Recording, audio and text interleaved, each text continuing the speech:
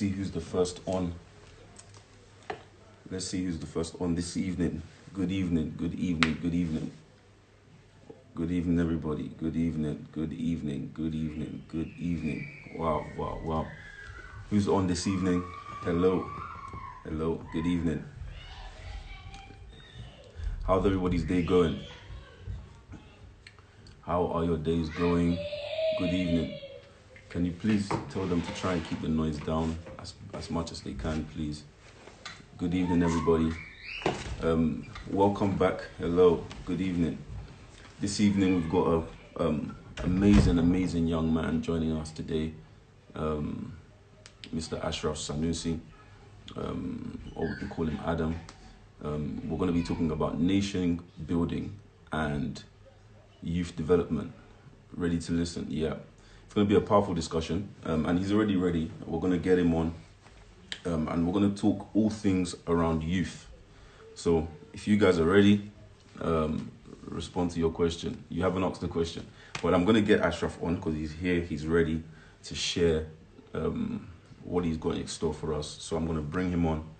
So let's go. Let's go.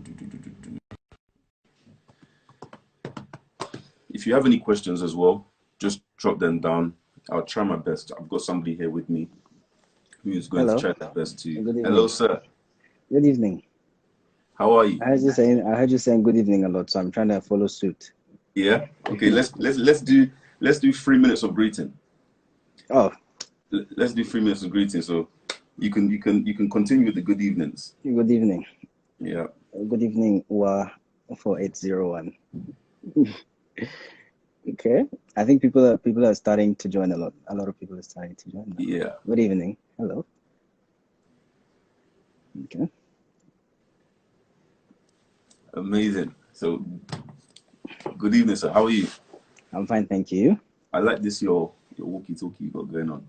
Being blocked because my phone is on straight up. Okay. It's in portrait mode. How's your day been? It's been good, thank you. How's yours been? How's Oxford? We're not in yet at the moment. We're back in October. Okay. But London's good. We're back off lockdown, easing up a little bit. But from next week, I think from Saturday actually, the shops and restaurants and everything will open up. So you know, it'll be much better. You still have to be careful though. Exactly. Because we don't want another spike. We don't want another explosion of the virus. You don't want to get herd immunity. A lot of people might lose their lives that way. Exactly. We both look nice. Okay, so let's start.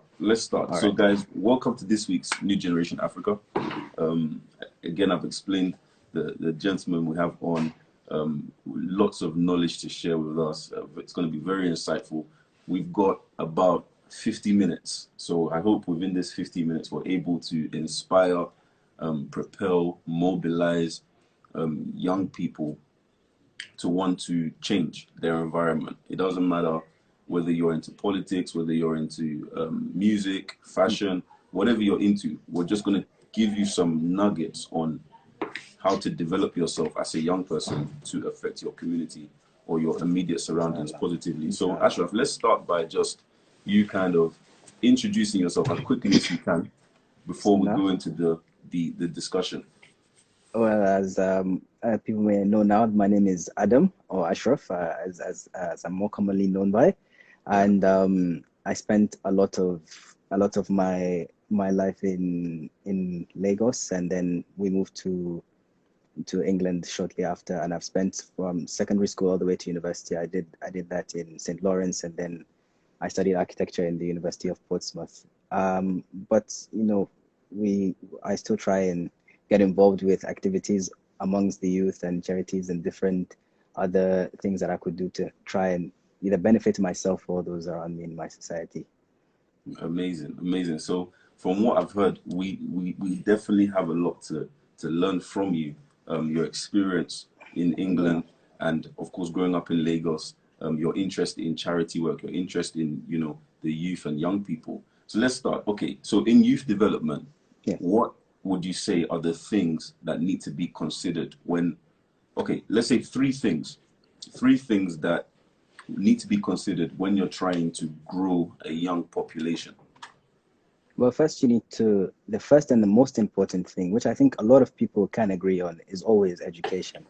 Because the educated person, even if you do not fend for them, they can find a way to fend for themselves, either by going to learn from somewhere and then starting their own businesses, or maybe by teaching somebody else and, you know, finding a way to benefit their societies and themselves. They can do that with education. You also have to be able to give them proper guidance. So you have to take a responsibility in bringing them up in such a way that their morals don't get lost, as we see in so many of our leaders today. And finally, I would say that you need to bring them up with the right goals. You don't let them spiral off into their own worlds where they believe that me is the most important. They need to be able to understand why they're key inside different societies. Okay, so you said education, Yes. you said guidance, and then of course goals, why they're doing what they're doing. Yeah. But of course, I would touch on the education system in Nigeria. Yes. You're not really knowledgeable on the education system in Nigeria because, of course, like you said, you schooled in the UK. But for those who are schooling in Nigeria, what would you say? I'm sure you have a lot of friends. What would you say their issues are with the current education system in Nigeria? Well, depending on where you go, the situation is always different. You see, when I was in Nigeria, I went to Greenwood, then Green Springs. That's where I started my secondary school and then CIS. And these two schools, these two secondary schools, they all seemed fairly okay. But I know I have seen from different charity websites, I've seen from different shows or different news channels that you see people going to schools. In fact, I've been contacted by somebody who wanted people to give her money so that she'd be able to buy shoes for children to go to school. So that because there are some schools which you know, during the flood, you know, the classes get flooded, and you know, when you're walking inside that muddy water, you can get sick very easily. You know, you have teachers who assault their children. We've seen cases of that, especially recently. Now that a lot of them are being exposed. We have also incompetent teachers, which a couple of years ago, I don't know, I think a couple of teachers were given the exam for the school that they were teaching in, and they failed the exams. So I don't know how you would expect the children to pass those exams. Yeah. Also, in this country, you can see that even from looking at the amounts that was spent on education, I think it was 2019, it was under 0.6% of our budget was used on education, which, and for a growing country, I think they said about 11 to 12% or 12 to 15% should be used for education. So you don't expect these people to grow up to know what they're actually getting into. They're just growing up and then they get into all this, because like you see, Boko Haram, a lot of it started because people were not able to fend for themselves. When the Chad Basin dried up, you know, people do not have any money, they don't have anything to do, so they start to terrorize. Can I pause you there? Yes. On that issue?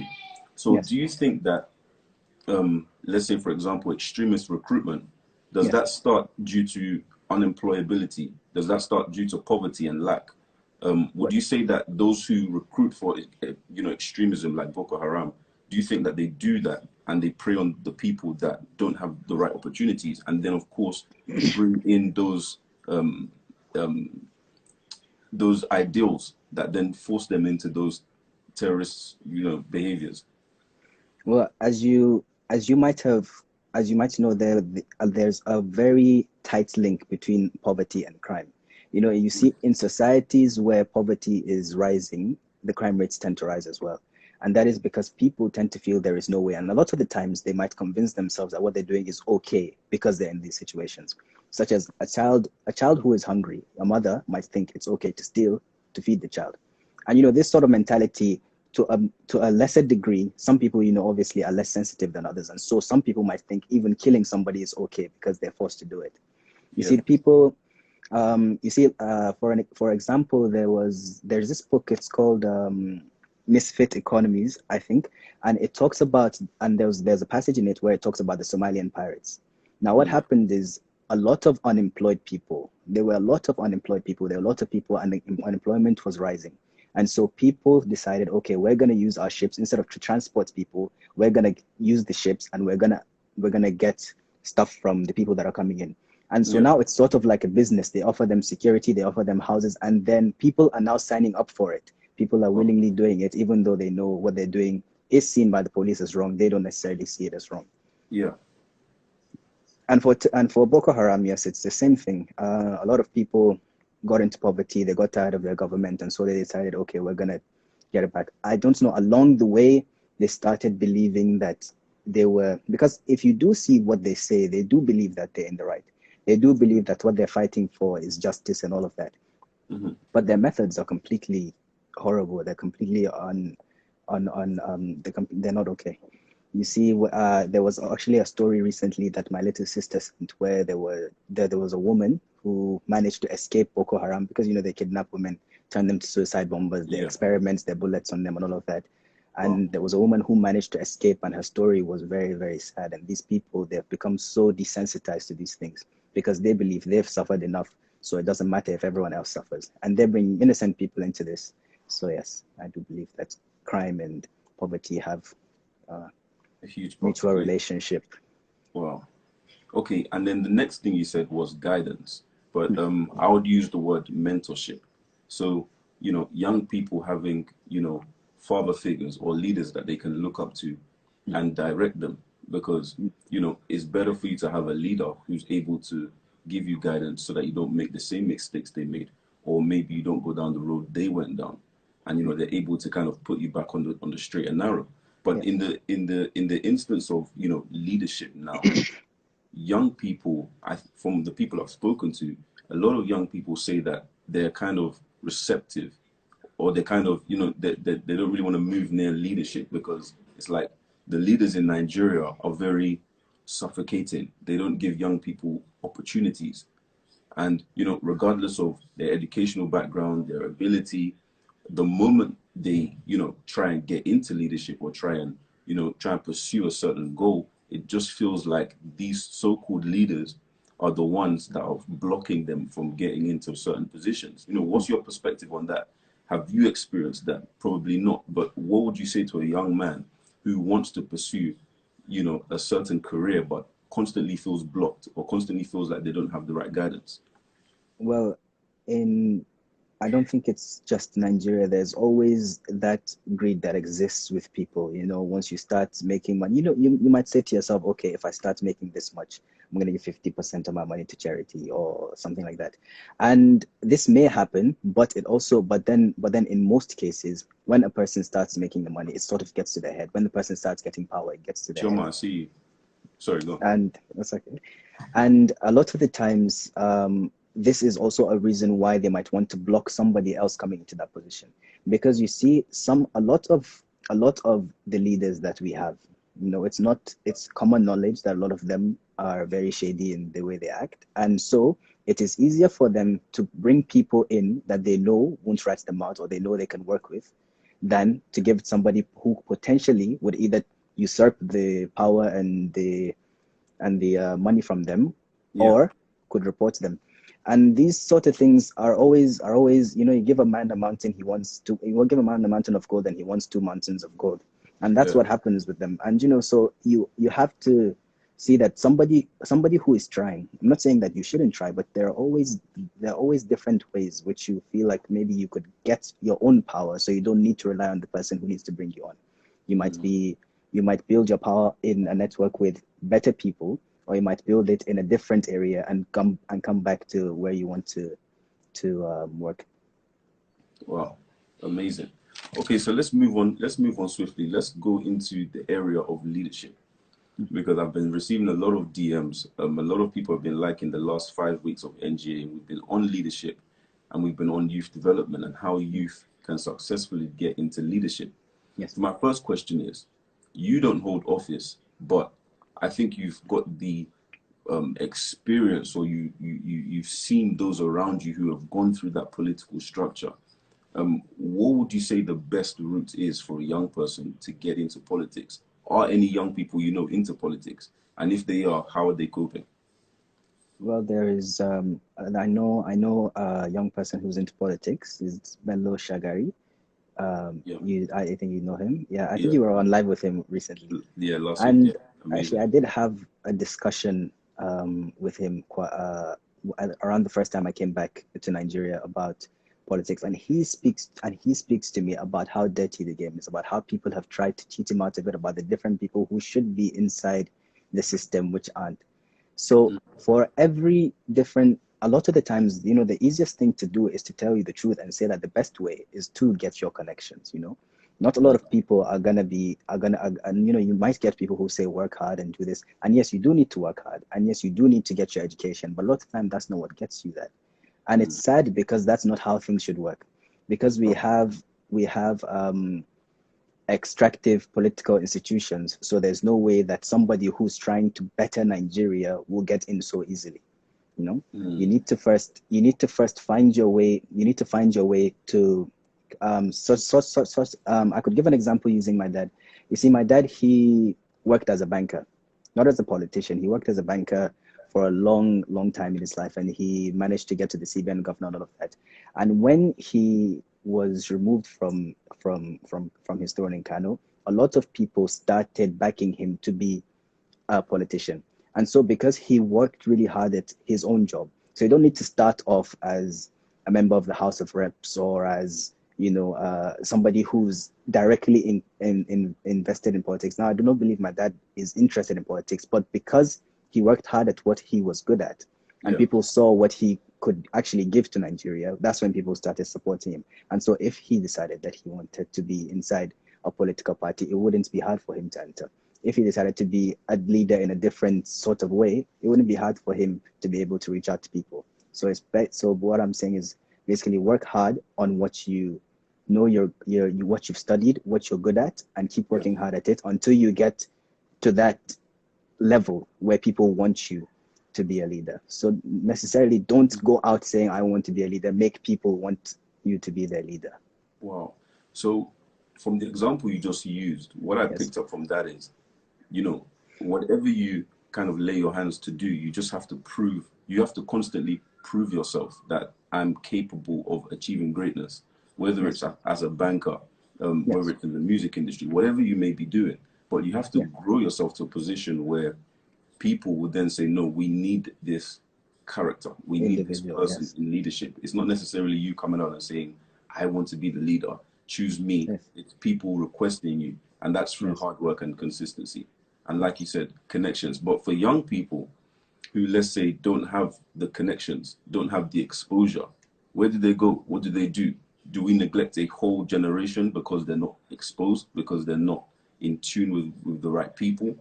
How do we get those masses of people who aren't connected to the, let's say, elites or the people who are, well-to-do and in office? How do we get them into office?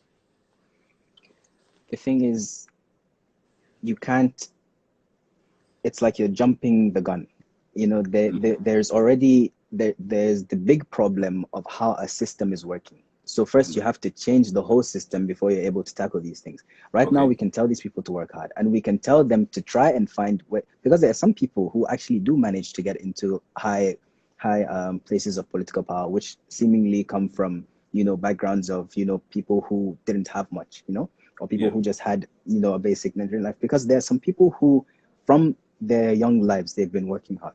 You might go on Twitter, you might see people who've amassed a large amount of followers and who constantly speak on issues which Nigerians want to hear about.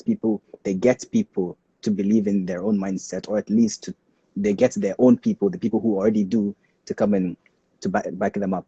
And you see, these sort of people, they're the people who, when they decide that they want something, that when they're checked out, people might be like, okay, this person seems like an interesting person, I might want to add them to my party. So if you're looking to join into politics, I believe first you need to understand that you need to become a valuable person, even if the person that you're going to is going to keep you out of it. So let's say that you're going to work for somebody corrupt, which you don't know how is corrupt, but this person does not want you to be involved in that way. Once you prove yourself to be valuable enough, once you prove yourself to be an asset, it's going to be almost impossible for him to say, no, we don't want you. And wherever you go, somebody else is going to want you. So the key thing is just to make yourself valuable. But I know it's going to be hard for some people, because some people do not have the money to go to school. Some people do not have the opportunities that other people have. But in the end, we still have to tell people to work hard, because there's no way that telling somebody to give up is okay. So I'm gonna pick up on what you just said there about value. So, Yes. so what I get from you is you kind of build yourself to the point where you're, you can't be avoided, you can't be overlooked. You're so Yes. valuable, to the point where, a leader or a specific party or group says Mm-hmm. we need this guy on board, and that's regardless of whether they like you or not. So you Yeah. become the reasonable choice for people that may not even like you, but Yes. because you're so good and so valuable at what you do, you know, they have to pick you. So moving on very swiftly, I'm gonna just ask one more question about the young people before we move on to the next topic, and that's what should young people be doing differently in this time? What should young In people in Nigeria be doing differently now in 2020, this new decade? What do you what if see young people doing that, in terms of leadership now, trying to get into leadership, trying to get into positions where they're able to influence positively? What would you say young people should be doing that they may not be doing? What's one key thing that they need to do? one key thing, because if I'm being honest, the leaders that we have are already educated, a lot of them. They have their wealth and they have everything that they need, but what they're lacking is the morals. So a lot of young people, I think most of us, we need to go back and Mm, see what actually makes me a decent human being. What makes me okay? mm, What do I participate in that seems to be destructive behavior or that seems to be constructive behavior? You need to look okay. at how your actions affect others, not just yourself. You see, like recently there's this thing where that the Chinese used to say, it's you give and then you take, not give and take, it's give and then you take.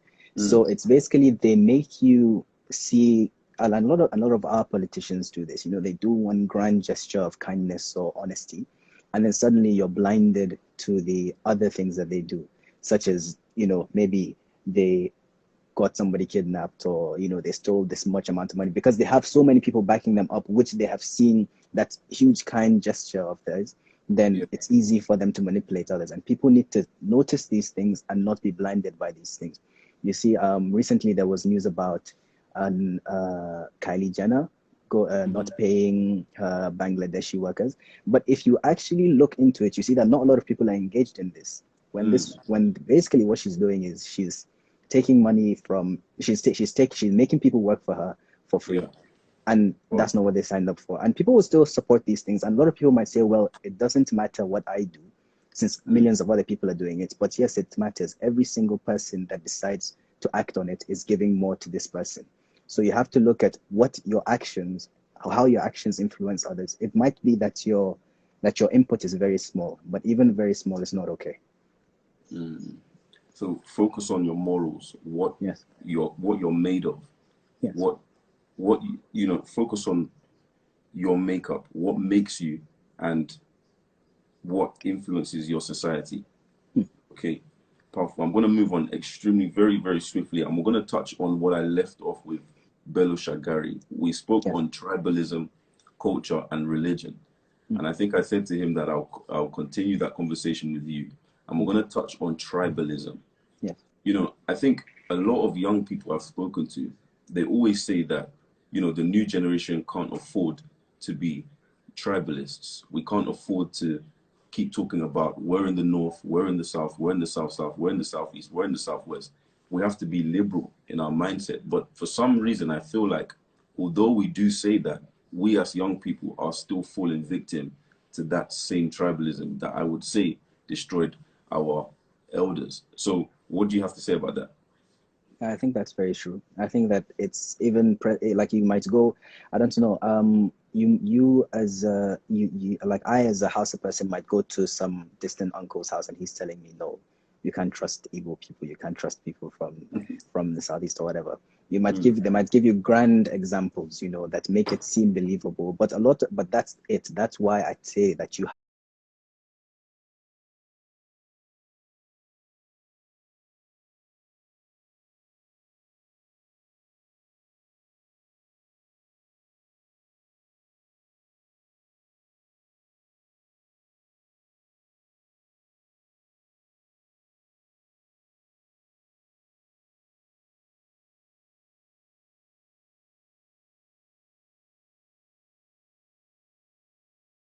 I could be a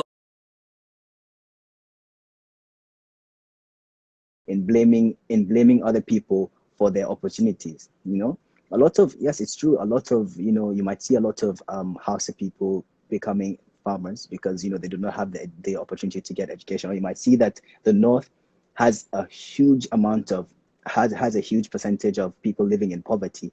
I think it's completely different from southeast. So you might say that, yes, somebody might look at this and be like, well, these people are just horrible at making decisions, at creating opportunities for themselves, or maybe they're just stupid. But all this type of thinking is what creates hate in our country. And even if you do not want to associate with them, just do not do any harm to them. There's no need to go online and start hating on everyone. Yes, okay, your grandfather or your great grandfather did this, but that has nothing to do with you. That has nothing to do with the person that you are today, and you can be different. It doesn't matter if your dad was swindled by a Yoruba man, or if your dad was swindled by a Frenchman. It doesn't mean that you hate the whole of France or the whole of Yoruba. Whatever it is, you need to understand that every single person is different, and you cannot simply generalize on every single person and believe that you have it right, or else that's in fact, the NYSC, one of its main focuses is to try and get people to go to different states, interact with different people to see how they could bring more Nigerians together even more. And with the way things are, nobody's going to be okay with that.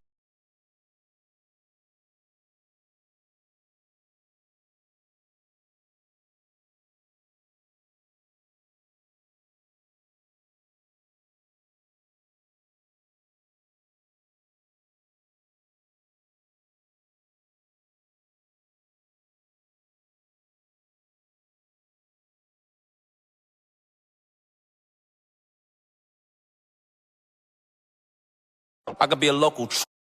It is okay to question. You do not need to disrespect them, but it's okay to question them and their morals as well. Wow. I think you put it perfect. And, I've heard that, Bello touched on it a lot, but I think you've just gone a bit deeper. You said young people should be open-minded. We should be liberal in our thinking, and we shouldn't inherit hatred. Like you said, if someone's from the north, we shouldn't say, okay, he's an Igbo, so we shouldn't talk to him. It should be, no, there are many differences. There's no normal. So just because I'm from the north, it doesn't mean that just because of the way we do things, doesn't mean everybody does it that way. Yeah. The Igbos are equally as educated and have the same right to us. So does that come down to education from our parents? Well, that comes down to sort of guidance again. Or is that young people kind of breaking out of their parents' mindsets and saying, you know what, I'm going to find everything out for myself? Well, if the you young want person be seen as rebellious. Well, a lot of the times it's seen like that. A lot of traditions that we have in Kano, a lot of it isn't actually prescribed for us in our religion. But when the child says, I don't want to do it, they get shouted at for saying such. A lot of the times our parents want to do what their parents did, because out of respect and love for their parents. And it's understandable. You love somebody, you admire them, you want to be like them. Out of respect and love for them, they want their children to be brought up in a similar way to them in hopes that they'll be better. But our parents also need to understand that if you do the same thing over and over again, nothing is going to change. My dad, during the speech that he gave me for my graduation, he said that like the people in Nigeria, they failed us now, so it's our turn to be different. We cannot be the same people that left us, because we're not insane. We cannot keep doing the same thing and expecting different outcomes. We cannot keep saying this person is stupid and expecting them to like us, and we cannot keep blocking the resources for these people and expecting them to prosper. You have to look at how your actions affect others, and you have to see that every little thing that you do, you will be held accountable for it. Even if you get away with it now, you will be held accountable for it if there is any form of justice. Okay, so I'm gonna read out some of the questions here. Sure. That I've got from people who have sent DMs, and they've asked, what can the government do to enhance the life prospects of young people? I'm gonna take 5 questions. I know I've got so many questions in my DMs, you know, and I wanted us to flow, but I think I'm gonna ask these questions. And that's the first one. What can the government do to enhance the life prospects of young people? Life prospects is in to give them a higher.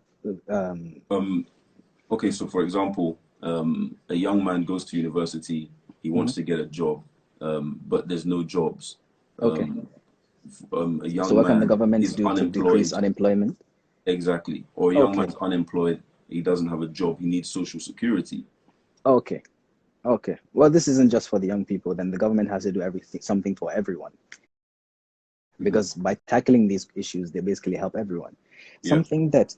Something that I have always wanted to speak about was the NYSC, and you know, a lot of money is being put into the system, but you know, there are not a lot of benefits that come out of it.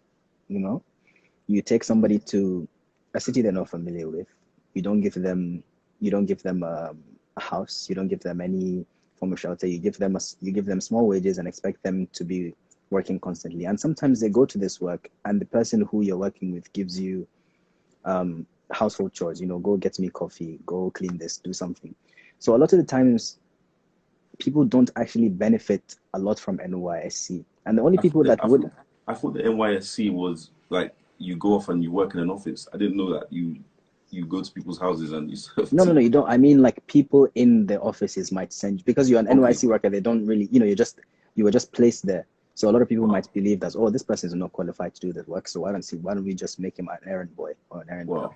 Okay. And a lot of times this could happen. And even in the camps, you know, the sanitation in the camps is not great. The people who want you to actually work for the people who are working in the NYC, very rude people who, even though you're forced to do it, you're being forced to struggle with it.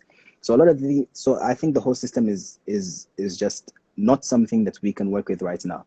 So instead, what I always proposed was, why don't you scrap the whole system, or even if make it voluntary, and then give people the money, the people who want to do the NYSC, the people who don't want to do the NYSC, make the same bank, because you know everyone who has an NYC gets a bank account. Give them the same bank account. Give them the same bank account and put the whole money for the NYC there. If they want to invest in their education, they can do it. If they want to invest in their healthcare, they can do it. You direct these people and you give them sort of like a graduation allowance, you know, or sort of like a graduation gift, that after they graduate university, now we know that you're educated. Now we're going to give you money and let's see what you can do with it. And when people have money in their hands, you know, a lot of people will spend it, you know. A lot of people will spend it. A lot of people will want to start up new businesses. A lot of people might want to buy something, increase the GDP in Nigeria, possibly bring money into Nigeria. And then this could possibly allow them to help other aspects such as and this could tackle stuff such as unemployment. This could give potential new opportunities. You could give rise to people who maybe, even if all they're going to do with their money is to give to charity, at least they're doing something that's beneficial for this country.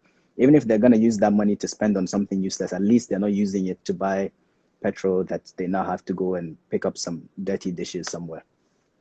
So that's one thing that I think they could do. Another thing that I believe that Nigeria could do is that they need to find a way to increase the standard of living for everyone. And the way they can do that is by tackling issues such as our healthcare, such as our security and all of these things. But they can't do that if they're investing a lot of money on stuff such as the government housing program. I believe about 30 billion, I think in 2019 was used for some government housing program. Not that I have any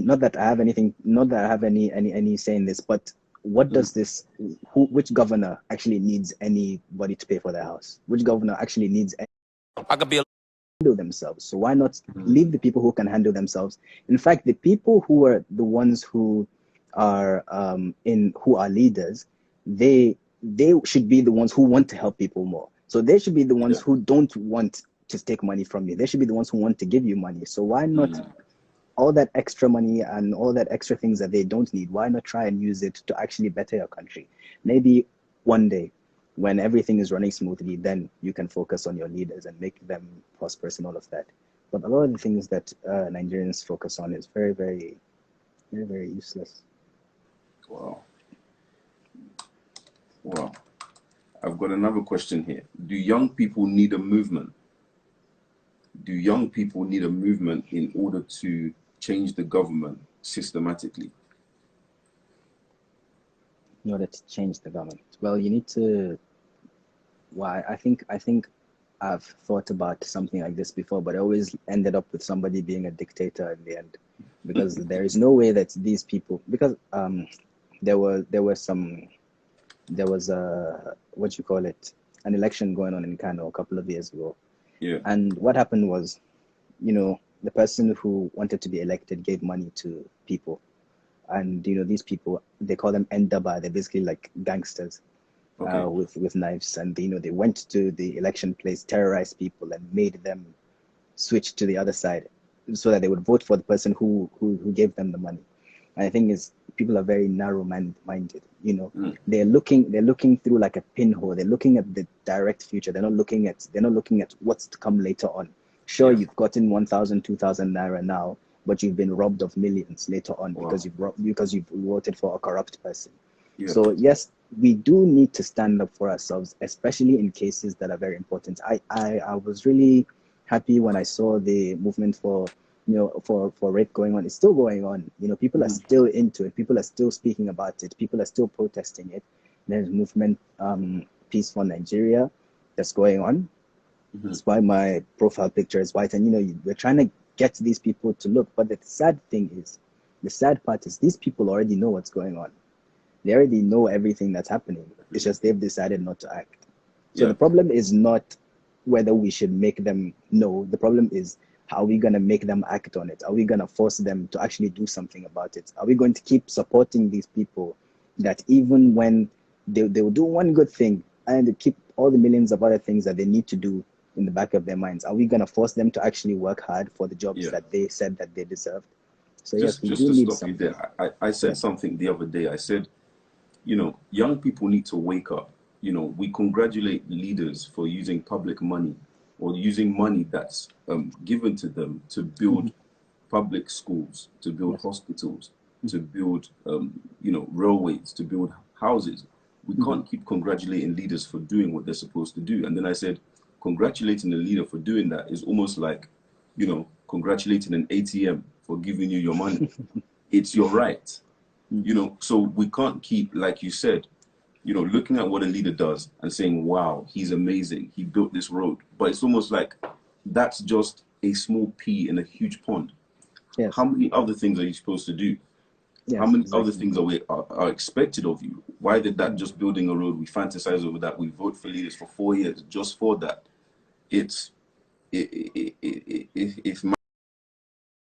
Again, like what you said, we take, let's say, 2,000 naira, 3,000 naira, 4,000 naira coming up to election from a leader, but we forget the ones who may have been doing a lot in the state for a very long time, way before that. But coming up to election, you quickly get, it's very blurry.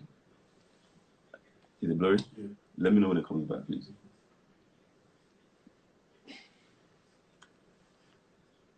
Sorry, let me just work on my connection. Okay, it's fine. I've changed the network. Let me know when it comes back, please.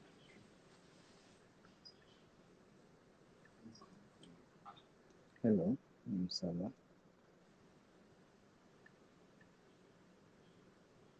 Are you doing your job well? Quickly, let me know if we're back. Quickly, please. Yep. Are we back? Yeah. Ashraf, can you see me? Are we back? Yeah, I can see you. It's a bit blurry, but I can hear you perfectly. Okay, cool. That's fine then. Another question is, are young people qualified? So that's the big question. So we can talk about, you said a lot. I've written down so many things. You've said a lot about tribalism. You said a lot about education, structural change. But are young people actually qualified to occupy the positions that we're talking about? We're talking about leadership. we're talking about young people holding office. Are they qualified to actually hold these positions? There are definitely some people who are. I've seen some great people along the line. I've seen some people who they themselves are already leaders right now. People who go out of their way to try and change the way that people think. People who go out of their way to try and better Nigeria. People who actually care. And a lot of the time, education is very important. And but to be a leader, you also need to have that heart. You need to care about the people that you're leading, or else you're just a ruler, a dictator, a boss. Yeah. Like Nigeria is not your business. Nigeria should be something that you take like a family, something that you take personally, some like something that you care about.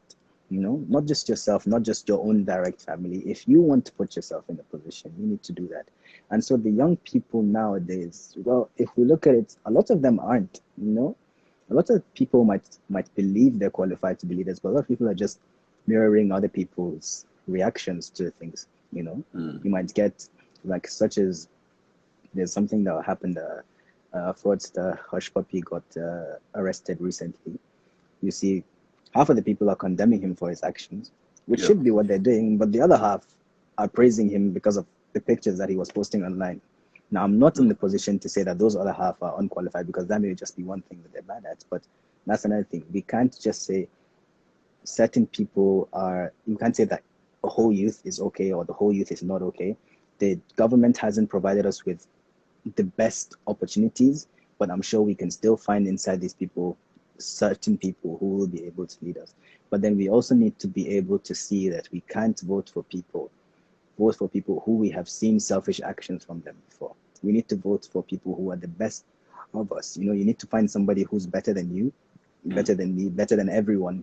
And that's the person who you want to say, okay, I want this person to tell me what to do. I want this person to be in charge of the city. Because even if this person is not the most educated, at least this person will not knowingly ever do something to harm you. And that's something that's very important. A lot of our leaders now, they will do something intentionally that they know is going to cost the lives of many people.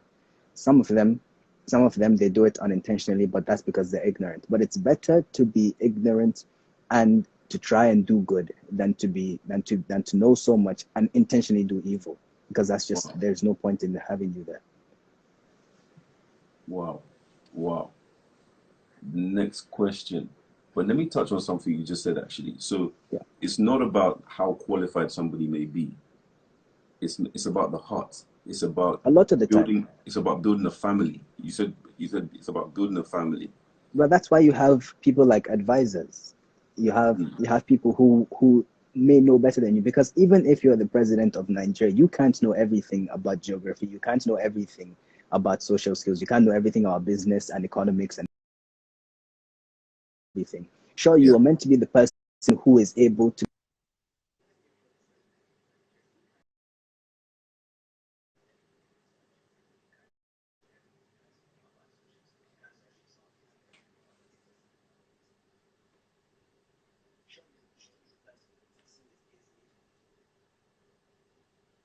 I think it's connected. I think Ashraf's connection has gone slightly. Keep me updated. Please let me know. Let me know if we are freezing. Okay, so we've gone off. Can't hear me. Okay, I'll get him back on any moment. I'll get him back on. Freezing. Okay, guys, I'm seeing all your. I've logged into Instagram on my laptop. I decided to do this one a bit differently. I'm seeing all your questions. I thought today I'd ask the questions from that you guys are asking, and I'm seeing all your questions, but I can't get through all of them. But I thought I would just. Okay, he's back.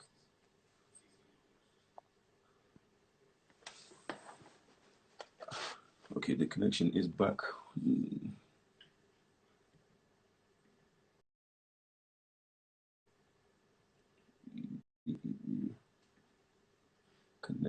Connecting.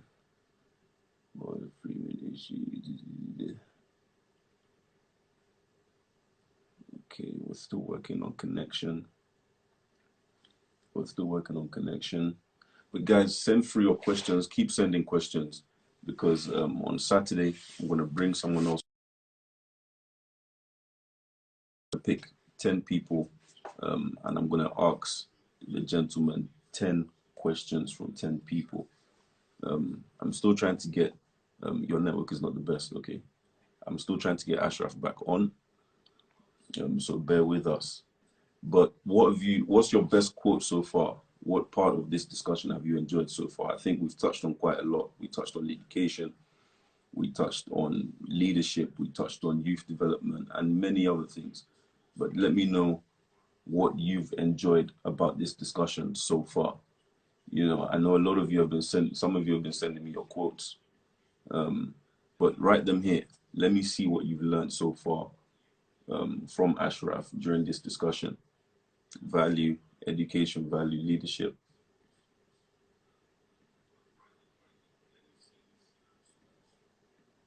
Okay, network is perfect now. But guys, let me see what you've learned. Value, okay. You build yourself to the point where you cannot be overlooked. Okay. Okay. And those companies are really need a revolution. The tribalism part, okay.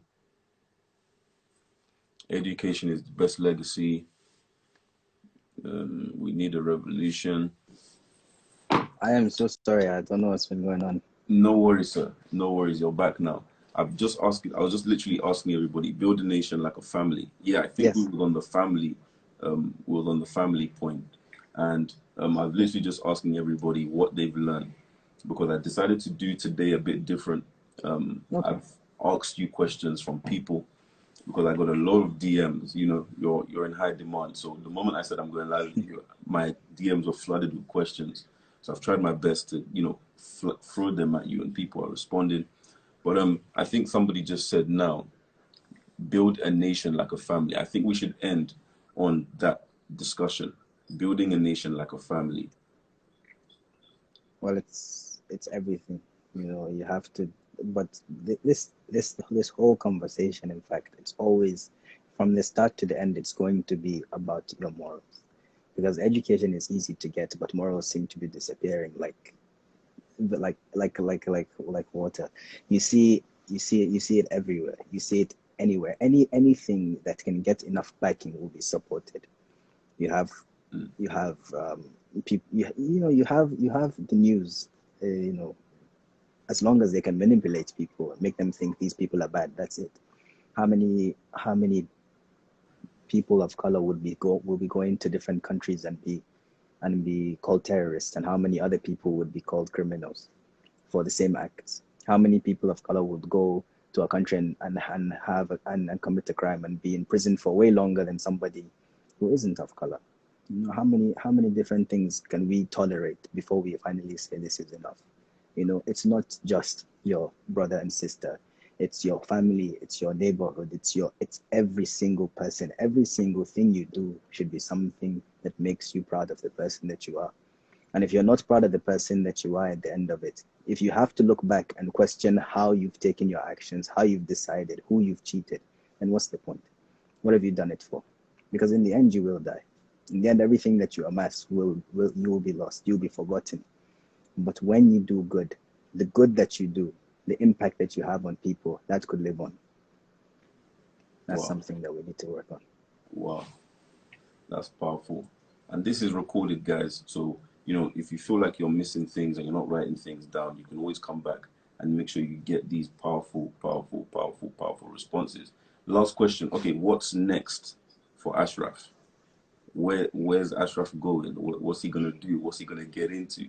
You know, I'm gonna go back to school. I got this question 3 times. I'm gonna go back to school. I still have a lot to learn. You know, in the end, I do say that morals are important, but you know, you still need the education. You still need to be somebody who's able to identify, hey, this is wrong, this is right. You need to be able to figure these out. So I'm going back to do my master's, and inshallah, when I'm back, I will try and build myself up in my field, and then we'll see. If people wish to see me out there and trying to help them, then I'll do my best. If people don't want me there, I'll stay where I am comfortable. Where are you doing your masters, if you don't mind us knowing? I'm going to Leicester, hopefully. I'm just waiting for the whole corona to die down. I don't want to go and get any problems. I do not want to affect anyone. But inshallah, we will. I'll try. But the masters is gonna be. I'm gonna be there for about 2 years, and then I'm gonna come back to Nigeria for good. Cool. Perfect. Amazing. So of course, when you come, we'll see each other, of course. But guys, thank you all for joining this conversation. It's been a great conversation. I like this one because I was able to allow you guys to feel more involved. I've seen way more comments because you guys can see your questions being answered. So, we're going to go again on Saturday, and I'm going to release the flyer much earlier so that you guys can ask more and more questions. And I'll try my best to, ask the gentleman that's coming on. He's a special advisor. I think you know him as well, Nazir. He's a special advisor to the president on student affairs. He will come on and we'll be talking about youth affairs and many other things. So, start sending your questions. But Ashraf, thank you so much for coming on. Thank you so much. I learned a lot. It was very insightful. I've written down a lot. And I'm sure everybody who was online has learned one or two things. 1 hour is never enough. So I think we can come back again at another day, another time, and share more on maybe a different topic other than youth development. But thank you so much for sharing your mind. Thank you so much for sharing your philosophy and giving us your time. Thank you so much. Thank you so much. Thank you for having me. Okay, sir. I will look forward to seeing you. Okay, thank you. All right. Bye. Speak soon. Bye. Guys, thank you for joining. Other than the network, I think that was a great discussion. And I like this mode of interview. It's not that fluid, but I like, you guys being more involved because, I'm seeing your comments. You guys are really engaging because, of course, I'm reading your questions. So we're going to do a lot more of that. So the day I, release a flyer, just start sending me as many questions as possible, and I'll try my best to, ask whoever is on the live discussion your questions. So, thank you all for joining. It was an amazing discussion on youth development. I think we're going to have one more. Like I said, we're going to have the special advisor to the president of Nigeria on youth affairs and, student affairs. He's an amazing guy, been mobilizing, for years in Nigeria. And, we're going to talk about youth development, and that may be our last discussion on NJ about youth development before we kind of go up into other things. But he's an amazing guy. He's coming on. It's going to be powerful. So anything around youth, anything around development, if you feel like the government aren't doing anything for you per se, send me your questions and I will ask him on Friday or Saturday. But thank you guys for joining. It was an amazing time. Goodbye. Let me see your goodbyes before I go. I think I've got about 3 minutes. Let me see your goodbyes before I go. Who's going to be the first person to say bye?